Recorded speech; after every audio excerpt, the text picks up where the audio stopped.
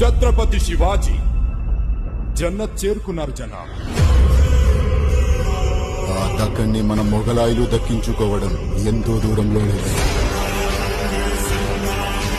మరాఠాల సింహం లేనప్పటికీ తన వేటని చావా కొనసాగిస్తాడు. మరాఠా సామ్రాజ్యానికి వ్యతిరేకంగా ఎప్పుడు ఆలోచించినా చీల్చి చెండాడుతాను.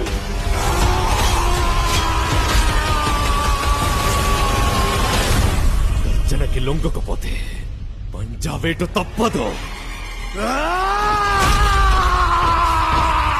ఛత్రపతి సంభాజీ మహారాజ్ కీ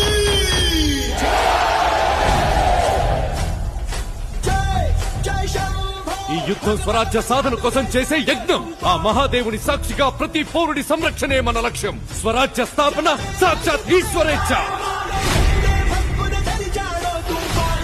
మేము ఔరంగజేబును కలవడానికి వెళ్తున్నాం. కళ్లల్లో కించిత్ చింత కూడా లేదు. భోన్స్లే వంశంలోని ప్రతి మగవారు ప్రళయంతో సమానం. పర్వతాలే అడ్డుకోలేని ధాటిని కంకర్రాలేం చేశారు.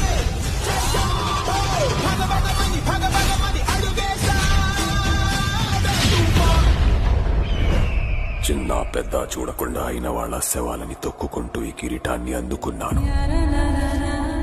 మేము మళ్ళీ ఈ కిరీటాన్ని ఆ పొగరుబోతు సంబా చావు కేకని హిందుస్థాన్ మొత్తం విన్నాకి ధరిస్తాను.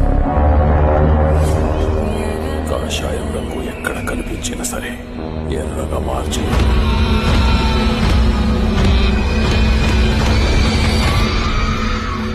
సమయం ఆసన్నమైంది. మెరుపు దాడి చేద్దాం. ఔరంగు నిరంకుశత్వాన్ని కాల్చి బూడిద చేద్దాం.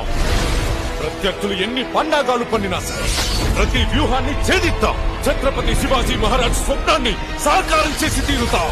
జై భవానీ. నమః పార్వతీ పతయే. హర హర మహాదేవ్.